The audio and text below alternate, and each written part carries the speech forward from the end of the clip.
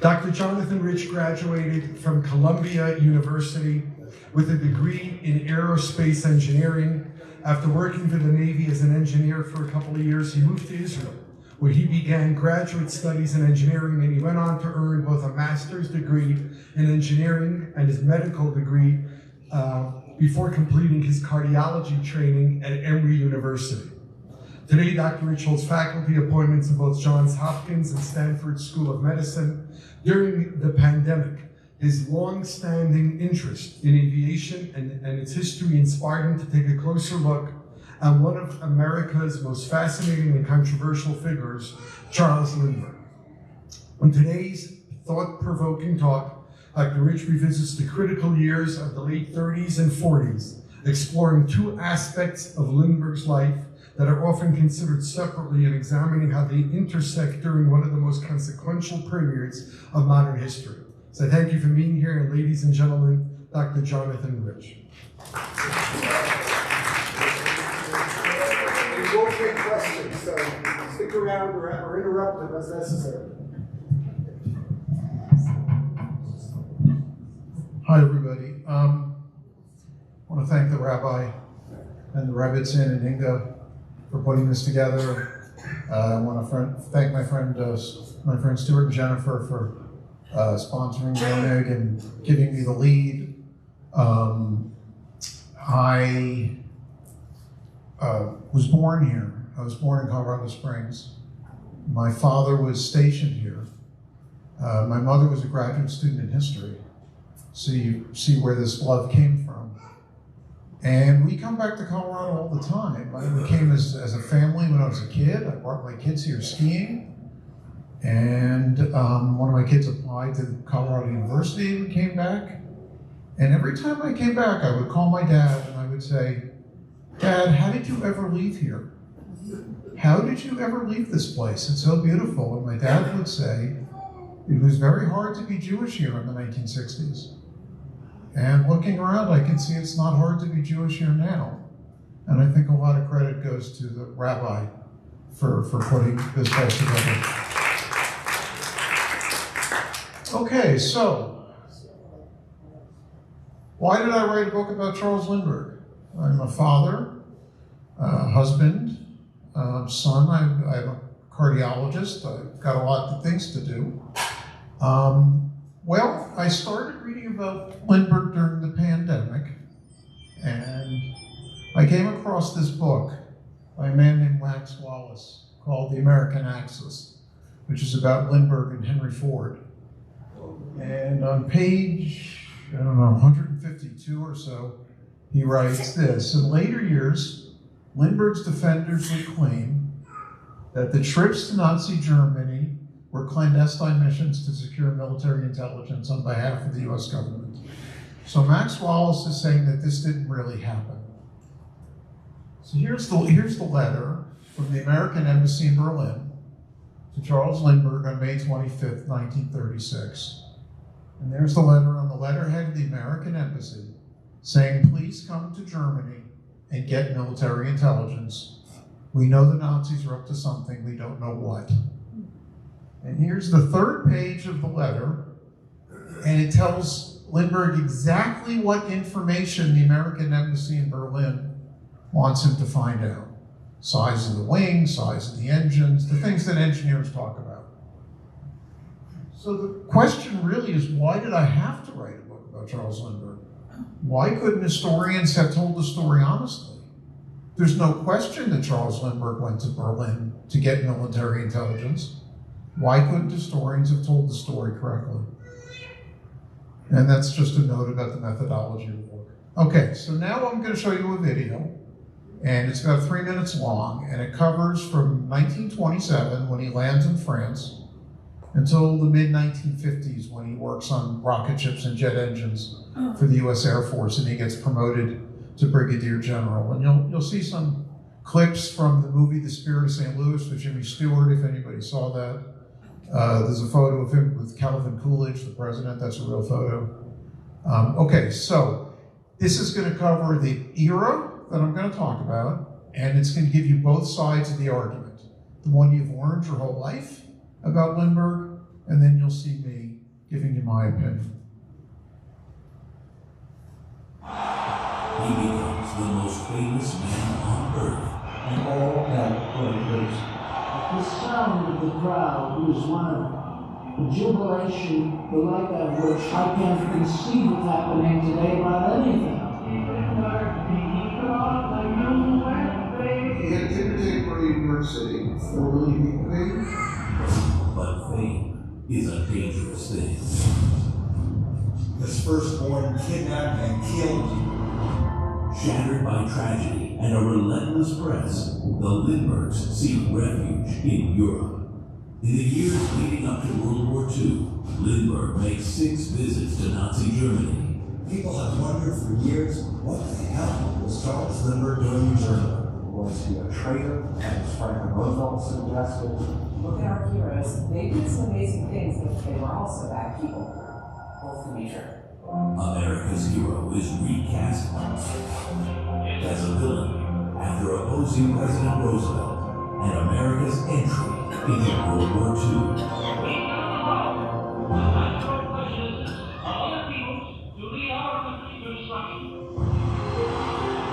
He began to talk about how the Jews have one agenda in this country and the Americans have another. That was not only anti-Semitic, it was un-American. He said a lot of stupid things, but Walt Disney, Harry Truman, Roosevelt, Franklin Roosevelt, they all said anti-Semitic things. Lindbergh didn't. How did he become the iconic anti-Semite? In some respects, blaming Lindbergh is taking away more from Roosevelt. He was a scapegoat. The truth is, Lindbergh was invited to go to Berlin by the United States government. Then becomes perhaps the greatest spy in American history. We've been trying to figure out what the Nazis were doing from their aircrafts. Here's your chance. Have Lindbergh find out for you. But if you're going to be a spy and get intelligence, sometimes you have to be used. Publicly scorned by the president, Lindbergh resigns his military commission. Then, the Japanese bomb Pearl Harbor. I said, my country's at war. I will do whatever I can to help us win. Roosevelt blocks his re-enlistment, but Lindbergh goes to war anyway, flying more than 50 combat missions as a civilian. I didn't form combat. He formed the Japanese. He was a remarkable man. Historians, they did not appreciate aviation advances he made. Of course, the U.S. won World War II. Few people realize how profoundly he had already changed the world. His work in medical research, developing artificial heart, work in archaeology, anthropology. He really helped get the space program off the ground as early as 1929. That last photo was with Robert Goddard. I don't know if anybody knows that. The one in the middle was Robert Goddard, the father of American rocketry. Lindbergh discovered him. He was a professor of physics at Clark College in Massachusetts. And he raised $1 million from his friend Daniel Guggenheim, who was Jewish, to start a rocket research facility in New Mexico. So Lindbergh's responsible in terms of everything else that he did in his life. He was responsible for rocketry. Are there any physicians in the audience? No.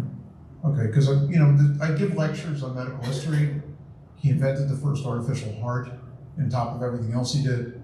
If anybody has any questions about that, I'm happy to talk about it. Okay, so why did Charles Lindbergh visit Nazi Germany between 1936 and 1939? He was invited by the American Embassy to gain intelligence. So for 80 years, people have seen these photographs and they've hated him. And I hate him too when I see these photographs hanging around with Nazis. But one story that hasn't been told is that Lindbergh was the only person who negotiated with the Germans who included refuge for Jews as part of his negotiations. He tried in January 1939 to get Jews out of Germany, which is in his journal and has been publicly available since 1970. So why doesn't anybody know that? Okay, so here's a little synopsis of the intelligence visits. Does anybody know what that is, that thing in the corner? Anybody know what that is? Yeah, he was given a medal by Goering in 1938, and that's all anybody knows about these visits, is that he got this medal. But he got the medal on October 18th, 1938. Does anybody know what happened on September 30th, 1938?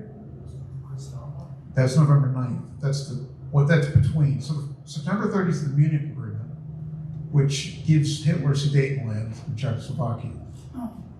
November 9th is Kristallnacht. So he gets the medal right in that window when people think there's going to be peace.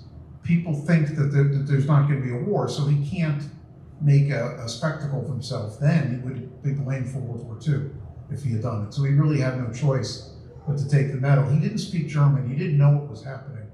Goering, there was a picture of Goering giving him the medal. I don't think I saw that in the movie.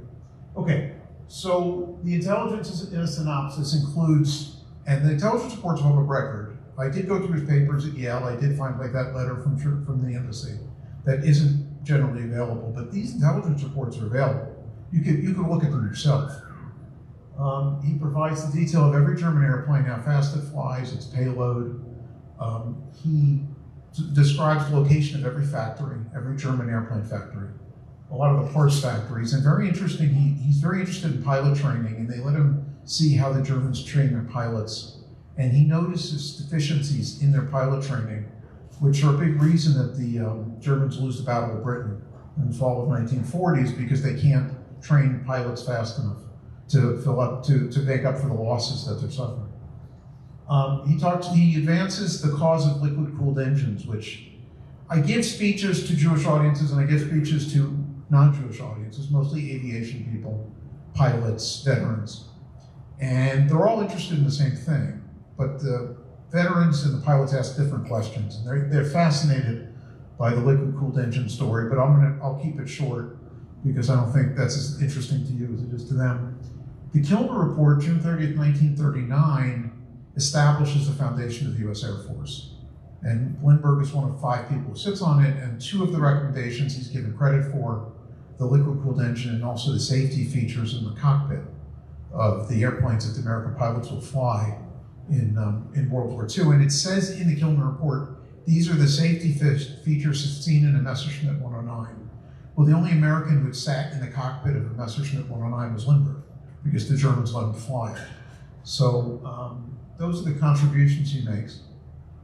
General Hap Arnold, who's the chief of the U.S. Army Air Corps, says the Kilmer Board was instrumental in getting weapons built that would win World War II.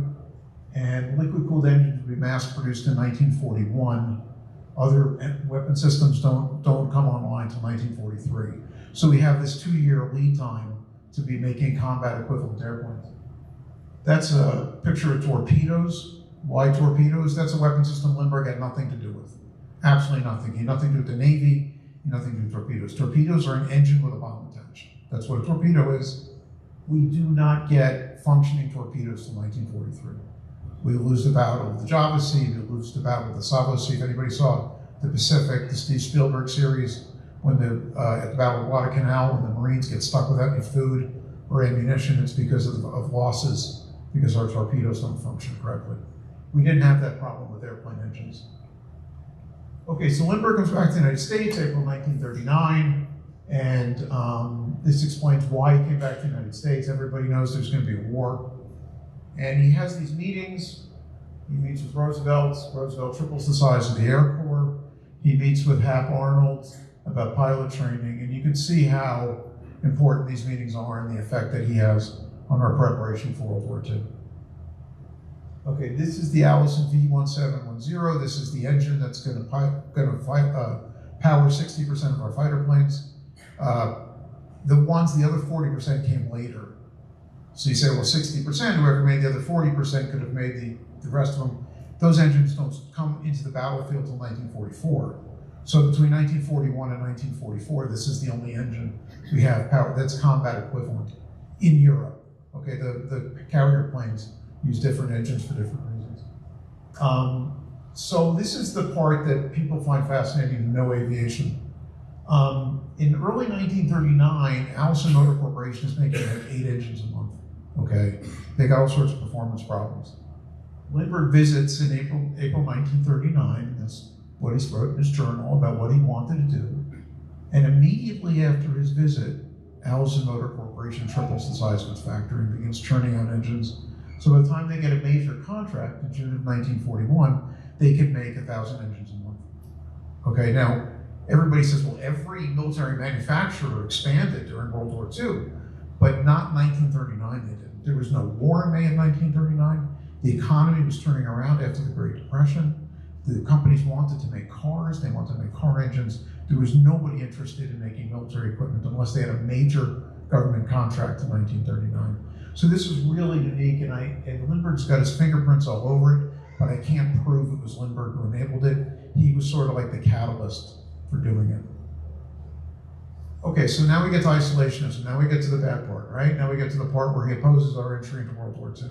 Okay, so isolation lasts for 815 days. And he mentions the Jews on day 734. So for 90% of his advocacy, he never mentions the Jews. He never says anything about us. Okay, this is a man considered the iconic anti-Semite of the 20th century, but 90% of his life as a political figure, he's talking about the Soviet Union, he's talking about Europe, he's talking about the future of Europe, he's talking about a lot of things, but he's not talking about us. Okay, so on October 13th, 1939, he gives a second national radio address, and he gives the 4 reasons why the United States should not enter World War II. Okay, number 1, we'll suffer 1 million casualties. True. Number 2, the Soviet Union will dominate Europe. True. Number 3, we will run up in tremendous debt. Do you know when our World War II debt was paid back? 2006. So he's absolutely right. We ran up a tremendous debt. It took 30-something years after his death for it to be paid back. And the 4th reason is fascinating. He says, if we enter a war in Europe, we will never be able to extricate ourselves from European affairs. Absolutely true today. So this is the premise. It's not anti-Semitism. The premise of his opposition is not only true, but nobody argues with him. Nobody debates with him. Okay, they just call him names. They just call him Benedict Arnold and a traitor and stuff like that, but they don't actually say, no, 1 million Americans won't die, or Russia won't dominate Europe. So on August 1940, he gives a speech in Soldier Field. That's a picture of him speaking in Soldier Field. And he talks about post-war Europe. And he says, what we really need is a confederation of Germany, England, and France to oppose Russia, which we would get. It's called NATO. It happens, but it happens about eight or 9 years after he gives the speech. So he really was on the right track. He just had a wrong appraisal of Germany, of what they were up to. April 22nd, 1941, the president calls him a traitor. He gives this speech in New York City, which is, I think, the more important speech than the one he gives in Des Moines. And this is the article in the New York Times from May 24th, 1941. And what it says is that the enemy is within. We do not need to fear Germany. We do not need to fear Japan. The enemy is that the country will implode, that we'll all start fighting amongst ourselves. And that prompts a man by the name of Theodore Geisel, also known as Dr. Seuss, who was a political cartoonist at this point. He was not writing children's books yet. And he makes this cartoon. And what you see is Europe here on fire, Lindbergh standing on a soapbox, and the Nazi snake crossing the Atlantic Ocean, and Lindbergh saying, it's Roosevelt we should fear, not Hitler. And I give Theodore Geisel credit because he's the only critic who is attacking Lindbergh for his positions, not just calling him names. He's saying, this is crazy. Of course the enemy is external. It's not internal. Look what Hitler's doing. So you would think, well, Theodore Geisel's a pretty good guy, right? He's fighting for us, and he's arguing with Lindbergh. Well, let's see what happens. So Lindbergh gives this speech on September 11th, 1941, and this is everything you know about Lindbergh. All the bad things you know about Lindbergh come from this one speech. Okay, and he gives it at 7 p.m. Central Time. Roosevelt speaks at 8 p.m. Eastern Time, so they're speaking at the same time. So Lindbergh doesn't know we could be at war. He doesn't know what Roosevelt is saying. So Lindbergh defines the war agitators, okay, and there's 3 war agitators: the administration, the British, and individual Jews. He never says the Jews. He says certain influential, powerful American Jews are affecting our foreign policy and affecting our public opinion. Okay, he also says 3 remarkably philo-Semitic things, okay? And none of you have ever heard that Charles Lindbergh said things that were positive about the Jews, okay? Now, I debated a man named Paul Sparrow. He was the head of the Roosevelt Library in Hyde Park, New York. And I said, well, what about the philo-Semitic things? And he said, oh, they were just perfunctory. Well, if the philo-Semitic part was perfunctory, why can't I say the anti-Semitic part was perfunctory? Why can't I say Charles Lindbergh gave the most philo-Semitic speech in American history? Because it would be nonsense. But it's also nonsense the other way. You can't just dismiss what somebody says that's good just because you want to make them bad. Okay, first he acknowledges the reality of Nazi persecution, and this is a big deal because there's millions of isolationists. These are people who fought in World War I. These are patriots. They do not want to fight in World War II, and Lindbergh is their representative. That's all true. But Lindbergh says to them, if you do not believe that the Jews are being persecuted in Germany, you have no sense of dignity. Now think about that in today's political environment. You've got a political leader, his followers believe in conspiracy theories, and the political person comes out and says, if you believe in a conspiracy theory, you have no sense of dignity. You would never hear that today. Okay, so give Lindbergh credit for admonishing his own supporters for believing a conspiracy theory that the Jews were not being persecuted in Germany. And who is the big advocate of this? Man named Joseph Kennedy, John F. Kennedy's father. He's the one who's going around saying the Jews aren't really being persecuted in Germany. It's a media conspiracy. Remember, Americans didn't get a lot of news in the 1940s. They just had newspapers, and when they went to the movies, there was a newsreel before the movies. That was all the news they got. So if Joseph Kennedy came out and said, no, it's just a media conspiracy, it was easier for them to believe it than today where you've got 24/7 news. Okay, the other thing about him admonishing his supporters is that there's another man by the name of Charles Coughlin who's going around blaming the Jews that they're being persecuted. It's the Jews' fault. And Lindbergh is saying, no, you can't say that either. He admires the Jews. Now, people think that that's perfunctory. You know, we're used to anti-Semites saying, you know, some of my best friends are Jewish, and then saying something anti-Semitic. In 1941, nobody said they admired the Jews. Neville Chamberlain, the Prime Minister of the United Kingdom, accepts 10,000 Jewish children in the Kindertransport. You all know about the Kindertransport. He says in Parliament, I don't like the Jews, but you can't justify what's happening to them in Germany. So in 1941, you had to start off by saying you didn't like the Jews before you said whatever you were going to say, even if it was, you know, pro-Jewish. Lindbergh comes out and he says that he admires the Jews, and if you read his wife's journal, Anne Morrow Lindbergh, you read her journal, she says over and over again, my husband really admires the Jews. I don't know why I'm the one who had to find that out. I don't know why historians couldn't have done that. And then the last thing is really important. He accepts the Jews have the same democratic right to advocate for their interests as everybody else. No anti-Semite has ever said that. In the history of anti-Semitism, no anti-Semite has ever said the Jews have the same right as I do to vote. Jews have the same right as I do to support their own. Look at the criticism of AIPAC. Why can't we have a lobby? Jews don't have the same right as everybody else. Lindbergh is saying they do, which in my opinion means he was not an anti-Semite.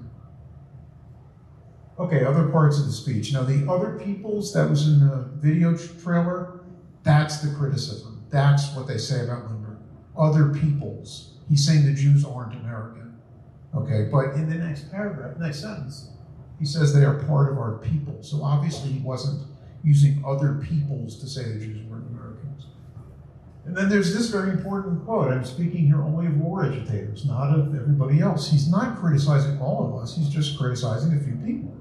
A few Jewish people who we're going to go meet in a few minutes.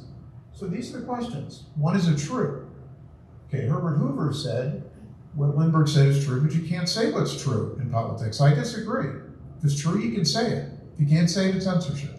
I disagree. If it's true, Lindbergh could say it, and it's not anti-Semitism. Number two, can you identify your critic's religion? That's a very interesting question. If somebody got on TV and started criticizing David Axelrod for being Jewish, we would think they were a lunatic. But the people Lindbergh was criticizing were identifying themselves as Jewish. They're saying, I'm Jewish and therefore I'm doing this, so why can't he say, well, yeah, okay, you're Jewish and I realize it's in your interest, but why is it in my interest? And then the third question is, did it threaten the Jews? And it absolutely did. The Jews were absolutely terrified of what Lindbergh said. My grandparents' generation absolutely terrified that there was going to be a pogrom, like the Tulsa race riots, and so with that, you cannot excuse Lindbergh for it. I don't excuse him for that. So the Lindberghian question, this is what Lindbergh is asking. Is it in the national interest to confront evil abroad? That's the basic question he's asking. Okay, so here are the Jewish war agitators. Does anybody know who these people are? Anybody know who that is? It's Jack Warner of Warner Brothers. Okay? That's Edward G. Robinson, the famous actor. That's a man named Walter Wanger, who was also a very famous movie producer. And everybody knows these two guys, right? The Three Stooges, right? Moe and Hurley. Now, there have been 120 American actors who have played Hitler. Either played him in the movies or played him on Broadway. Moe was the first. Moe was the first American to ever play Hitler. Moe Howard, born Moses Horowitz, was first. And for that, Lindbergh never talked about the Three Stooges.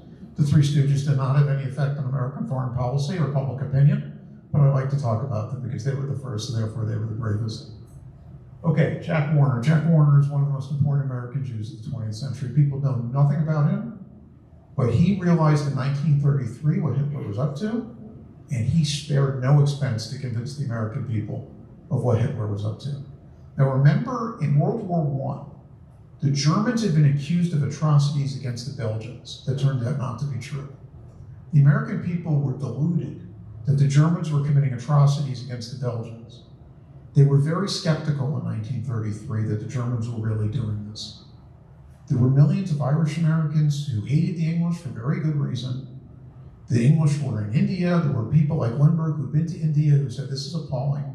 The poverty is appalling. What Jack Warner showed the American people was that this is different. This is a level of evil that you can't imagine. This isn't the potato famine. This isn't India, colonial India. This is something you've never seen before. And the world had seen it in Africa, in the Belgian Congo, in colonies in Africa, to black people, but never to white people. This is Edward G. Robinson. He stars in a lot of Jack Warner's movies. He was also Jewish. He was also very, very forward about his Jewishness. And Walter Wanger makes a movie called Foreign Correspondent. Anybody know who that man is? One of the most born Jews of the 20th century. Anybody? Felix Frankfurter. Okay, this U.S. Supreme Court Justice. You feel now, Frankfurter epitomizes the entire decade. Okay, he's born Jewish, comes over at 16 from Austria, is a genius, graduates from Harvard Law School, becomes a Supreme Court Justice. He never admits he's Jewish. He never admits it. Marries a non-Jewish woman, has a non-Jewish funeral, the whole thing.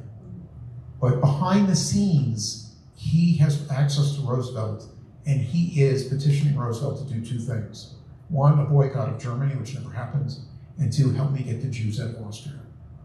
And this really epitomizes Jewish politics in the 1940s. Nothing in public, all in private. We talk to Roosevelt in private. We petition him in private. Nobody knows what the Jews are doing. Now, Lindbergh, in this speech, says the Jews have influence in government. And from our standpoint, that looks ridiculous. When you've got, a Chuck Schumer and a Jared Kushner, the Jews have influence in government. In 1941, there was one senator, 4 representatives. So it seems from our standpoint that was ridiculous. But from his standpoint, nobody had seen this many Jewish people in the government. He had a Jewish cabinet secretary, he appointed Jews to ambassadorships, to judgeships. There had been one Jewish cabinet member in the entire history of the United States prior to 1933. Theodore Roosevelt had a Jewish cabinet minister, that's it.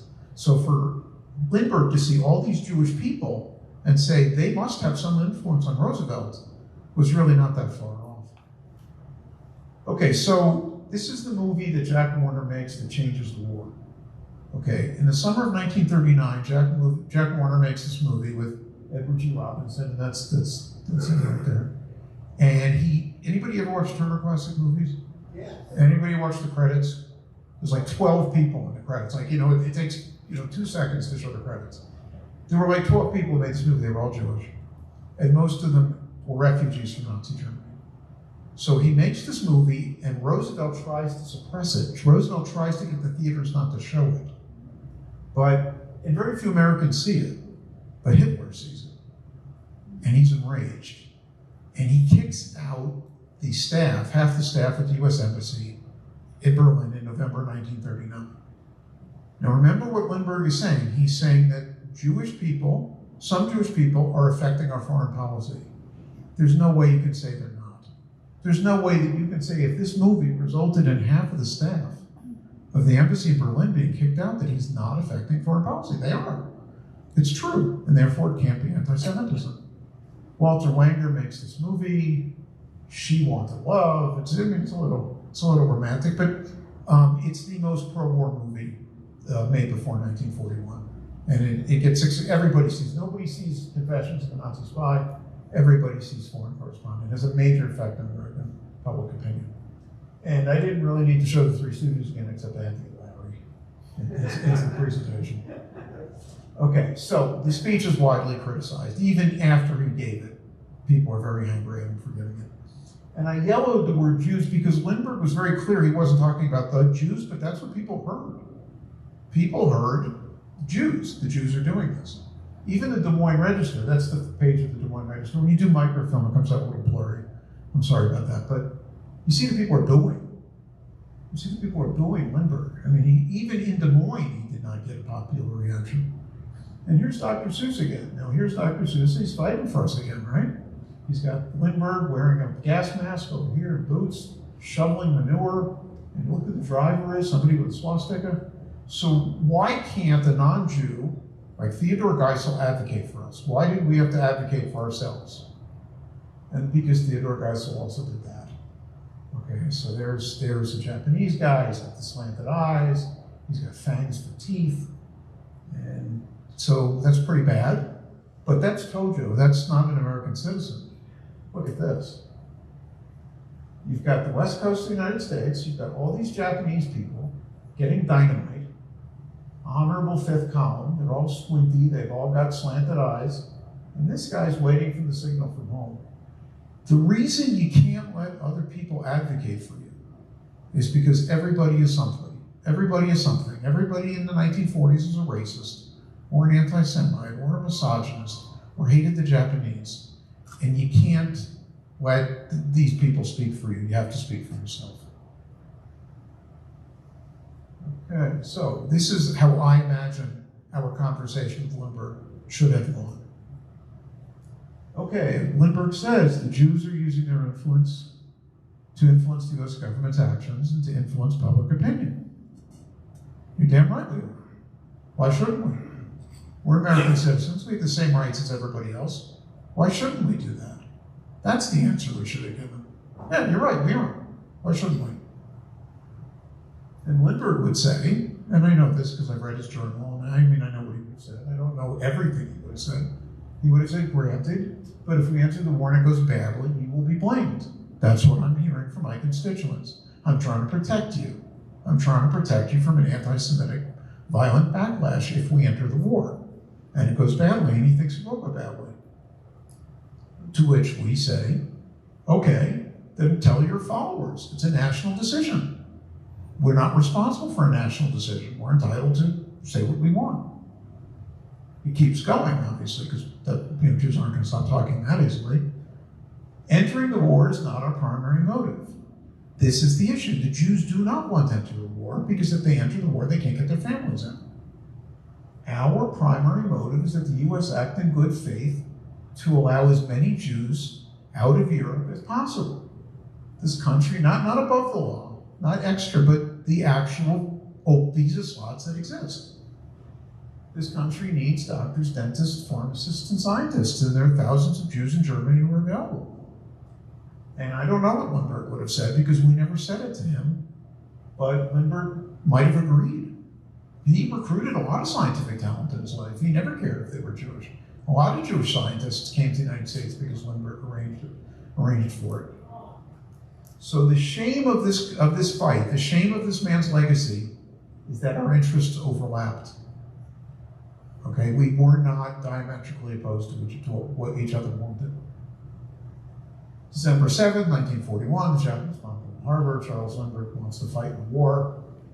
And this is aviation testing he did for high altitude aviation. Rabbi was telling me people get sick when they come up here because of the high altitude. Lindbergh did a lot of research on that.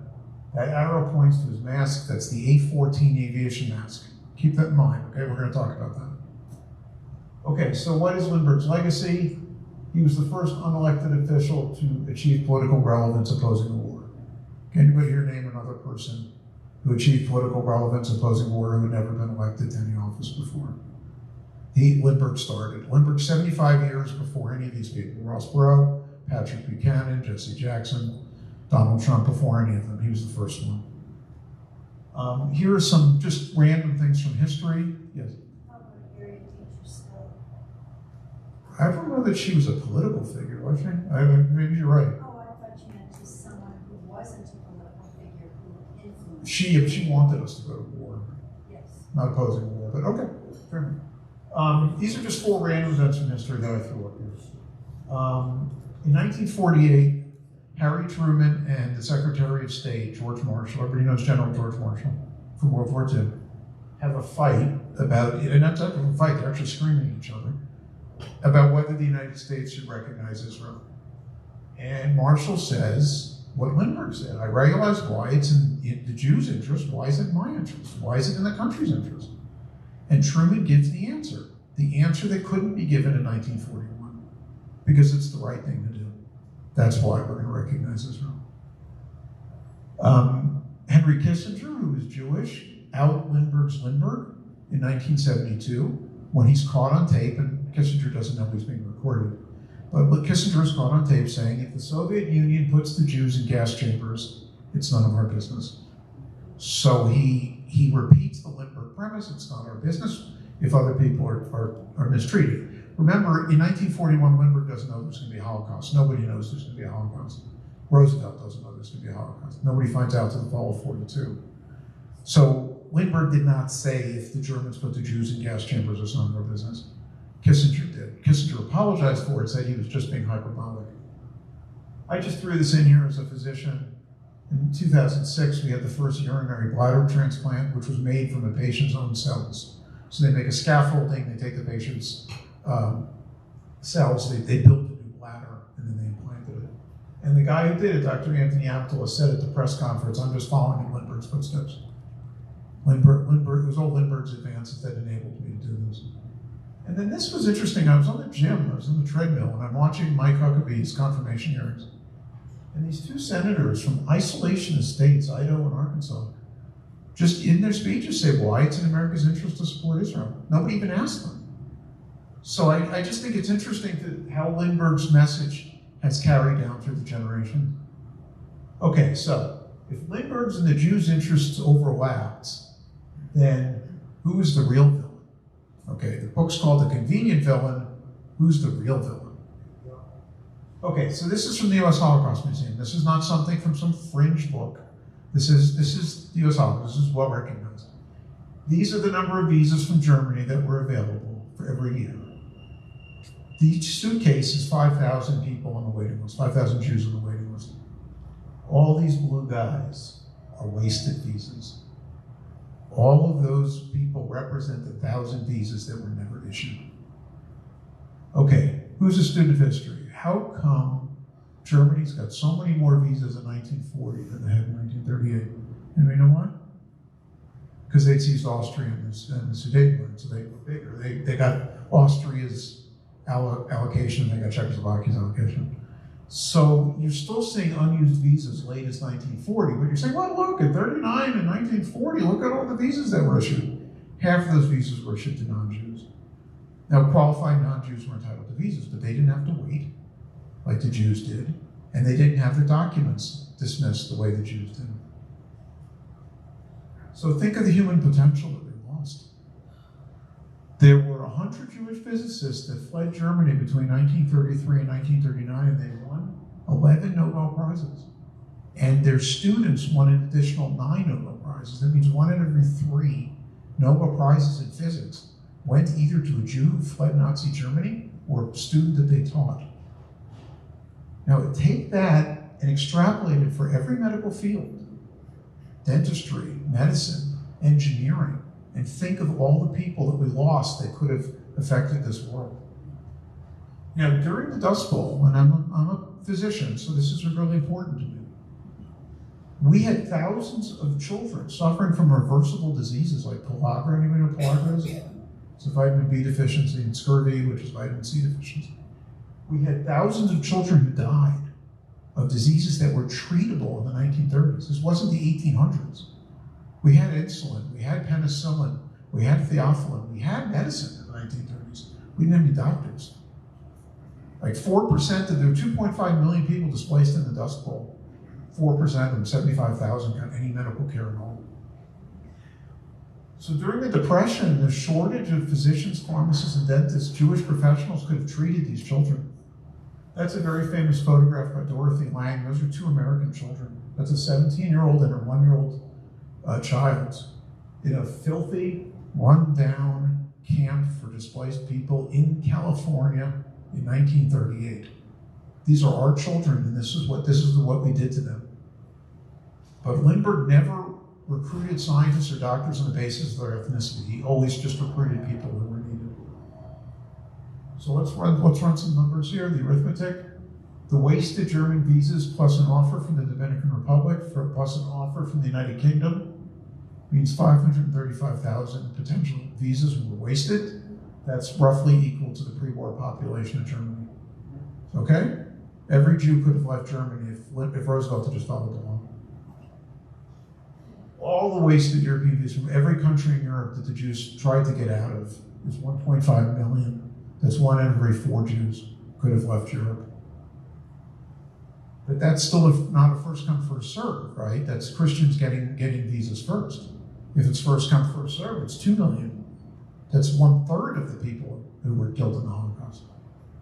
But if the United States acts in good faith, what does the rest of the English-speaking world do? And I've got Canada in parentheses, in italics. Does anybody Canadian here, anybody know how many Jews went from Germany or Europe to Canada between 1933 and 1939? 3,000. Adjusted for the population, that's half the number we took. Even adjusted for the population, that's fascinating because Canada in the 20s were taking Jews as fast as they could get them, as long as they promised to go to British Columbia or Saskatchewan or Manitoba. You could come to the United States, but in 1933 the doors closed. Yes, there's a depression, I get it, but part of it was the fact that Roosevelt wasn't taking the Jews, so William Mackenzie King, the Prime Minister, came in and said, I don't have to take them either. If Roosevelt is taking Jews, Canada, New Zealand, South Africa, maybe take another million. Maybe the non-English speaking world takes another 500,000. At the end of the day, is there still a Holocaust?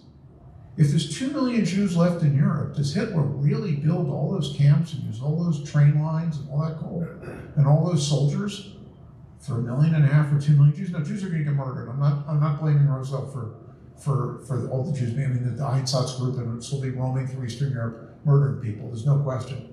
But the Holocaust, as we know it, would it have happened? There's your view.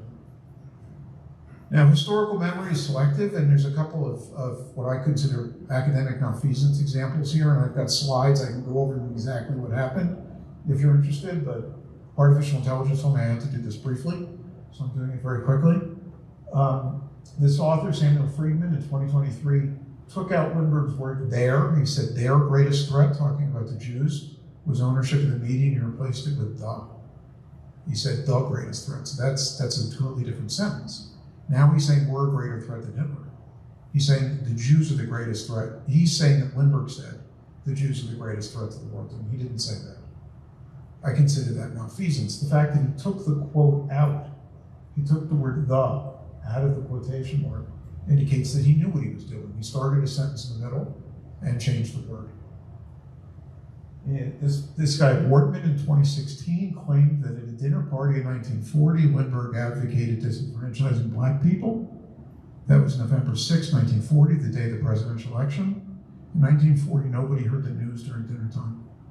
It took hours to collate ballots by hand. Nobody heard the news for days. Lindbergh does not hear election results before 11 p.m. It's in his journal. Why was I the one who had to look at his journal? Shouldn't historians be willing to look at somebody's journal? And here's some deification of Roosevelt. Ken Burns, in 2023, in the documentary The U.S. and the Holocaust, says the United States admitted 225,000 refugees from Nazi terror. He doesn't say Jews. Why does he say refugees from Nazi terror? Because half of them weren't Jewish. They weren't Jewish, they weren't refugees. Where were they fleeing from? It was maybe some of them were communists were homosexuals, but the majority of them were just coming for jobs or family reunification. More than any other sovereign nation. Why does he say sovereign nation? Why not say any other country? Because a lot more went to Palestine, that's why. Palestine had no borders in the east with Lebanon and Syria. Like Menachem Begin got to Israel by sneaking across the border from Syria. So Lindbergh's legacy has been shaped by false claims, and FDR's legacy has been preserved by minimizing evidence. So in conclusion, I've got 5 conclusions here. George Costanza said it's not you, it's me, right? It's not him, it's us. It's not Lindbergh. It's not what Lindbergh said.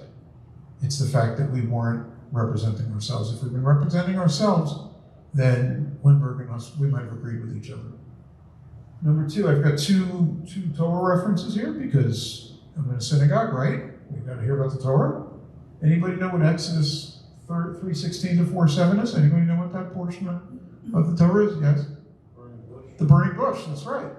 What is the lesson of the burning bush? The lesson of the burning bush is that we have to speak for ourselves. That's what he tells Moses. God tells Moses you have to speak for yourself. Numbers 14:22-31. Anybody know what that is? Wandering Jew. Yeah, that's the story about the Jews wandering in the desert, and the generation has to die out. Right? Nobody born a slave could ever truly be free. Therefore, they can't enter the promised land. Nobody who lived through the Holocaust could ever be objective. That generation had to pass before we could objectively look at history and talk about what happened. They were too vested. They had too many coals in the fire to ever recognize who was really at fault. Historical memory is not history.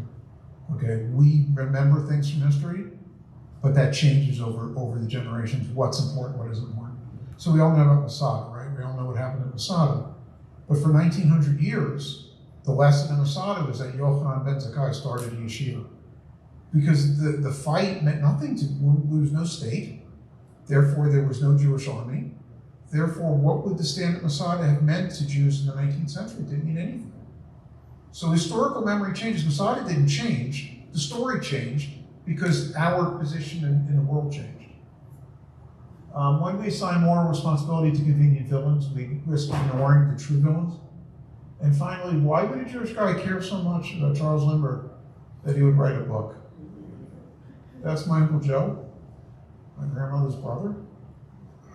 That's him winning the Distinguished Flying Cross and the Silver Star for bravery in World War II. And that's his mask, the A-14 aviation mask. The mask Lindbergh tested. Why do I admire Lindbergh? He saved my uncle's life. Thank you.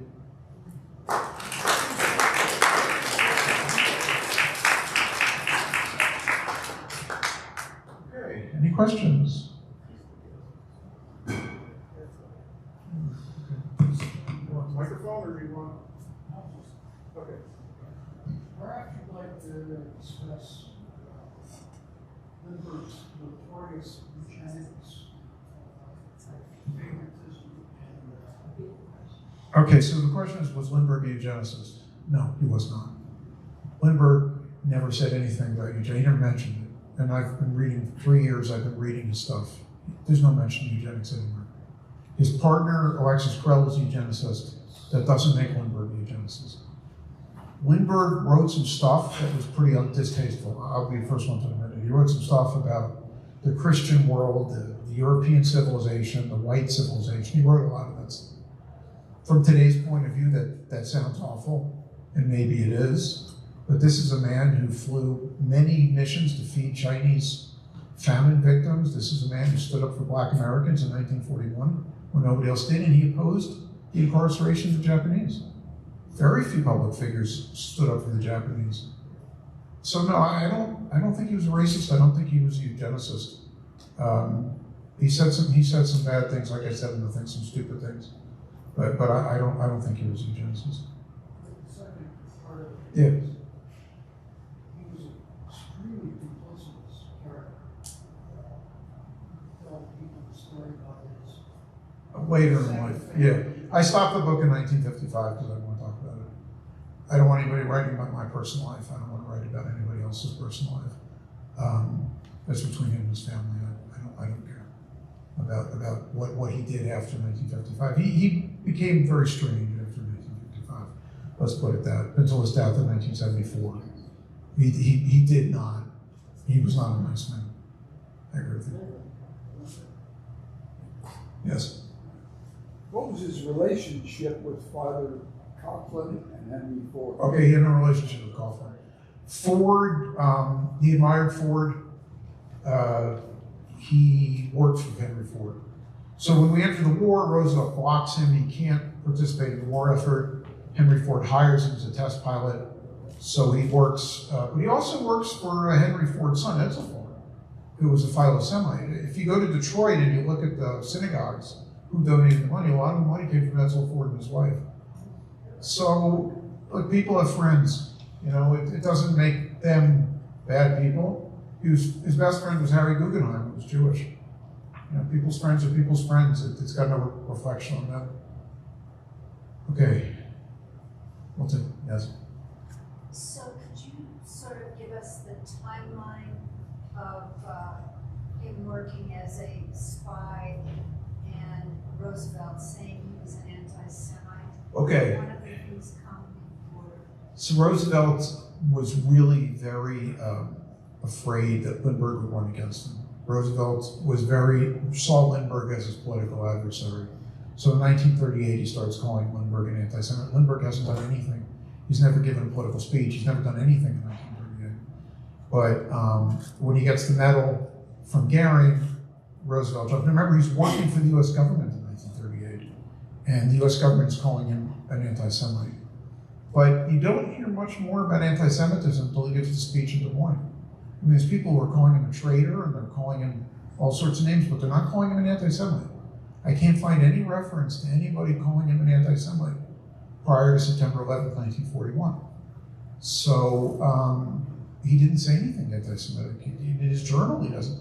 Interesting. Anybody see the U.S. in the Holocaust? Anybody see the Ken Burns documentary? No. You saw it. Lindbergh, what do they have? They've got something taken out of his journal. And so they have to have a simulated voice because Lindbergh never said it. Now, if Ken Burns has access to every speech Lindbergh ever gave, why does he take something out of his journal? Why not show him? Because he never said anything anti-Semitic prior to 1941. That's why they pull something out of his journal. So, I mean, that's sort of like the exception proves the rule. I mean, you write something in your journal that nobody sees for 70 years. And I mean, Harry Truman's got some pretty awful things in his journal too. Nobody knew about them. They don't matter. Because, you know, he recognized Israel, so who cares? But nobody calls him an anti-Semite prior. I was just wondering if Roosevelt called him an anti-Semite so that he would have more credibility. Roosevelt didn't. His minions did. His minions did. Yeah. Roosevelt doesn't say that. Question? Yeah, I was just going to say that point out the parallels between now and then with Iran. The anti-Semites now are not saying some Jews, they're saying all Jews, right? Like Carlson and that crowd. The parallel I see is college campuses. Okay, I'm a graduate of Columbia University, and I'm on the Columbia Jewish Alumni Board. And when you hear about what happened at Columbia, they say, well, you know, it's freedom of speech. Jews were locked in a library and people were banging on the window. That's not freedom of speech. You know, that's violence. You know, buildings were vandalized. You know, that's not freedom of speech. And nobody's saying that. I don't hear anybody saying that. It's like we're not advocating for ourselves again. Yes? Do you have any comments about Harry Hopkins' relationship? It wasn't Hopkins. Hopkins, it was Harold Ickes was the attack dog. Harold Ickes was the Secretary of the Interior, and he was Roosevelt's attack dog. When they're saying minions, that's what he's referring to. Harold Ickes was the one calling Lindbergh names, calling him an appeaser, calling him a traitor, but never an anti-Semite until that one speech. Harry Hopkins died of stomach cancer. He was a foreign policy guy. He went to Yalta and died of stomach cancer, but I don't think he had any relationship to Lindbergh. Yes? What's your feeling about FDR? He was a great president. I mean, look at the Depression. And look what Hoover did and look what he did. I mean, there was no hope. The banks were failing and people were walking around with cash on them because they had no place to put it and they were afraid it would get stolen. And, you know, the produce prices were so low that the farmers were destroying it while people were going hungry. And Roosevelt did a lot to get food to the people. And, you know, people are complicated. Roosevelt was complicated. It isn't Roosevelt's fault that he didn't give the visas. It's our fault. We didn't say anything. He's our president. We voted for him. You know, but if nobody holds his feet to the fire, why is he going to act in our interest? Because it's right? Okay, Harry Truman did it. You know, Harry Truman is not every president. Yes? My partner, Keith Small, was in the Cincinnati GE working on jet engines with Gebhard Newman. Okay. And he was to take Dr. Allen around to show him everything, and he had a lot of questions for Keith. And after he was finished, he was introduced as Dr. Allen, and just this is a side note, that Gebhard Newman, who just made it out of Germany by 1 week, he showed him everything in the factory, and the supervisor said, "Do you know who you took around?" And he said, "Yes, Dr. Allen." He said, "No, that was Charles Lindbergh, because he always used an alias." He had a big influence in jet engines. I write about it a lot in my book. I talk to aviation people about it, but I spare Jewish people that talk. Yes? Lindbergh kidnapping. I just listened to the 6-part. It's not the subject of my book. Yes, I think Bruno Richard Hauptmann did it. I think Hauptmann did it. I really do. I think they hanged the right guy. Or electric chair. They put him in the electric chair. Yeah. Why were the Germans so trusting? Very good question. Very good question. One, they didn't see the Americans as enemies. They never had any intention of fighting the United States. And two, because he had blonde hair and blue eyes. They thought he was one of them. That's how sick they were. They showed a foreigner everything they had, because they thought he was one of us. Okay, thank you very much. These are back selling books, answering questions.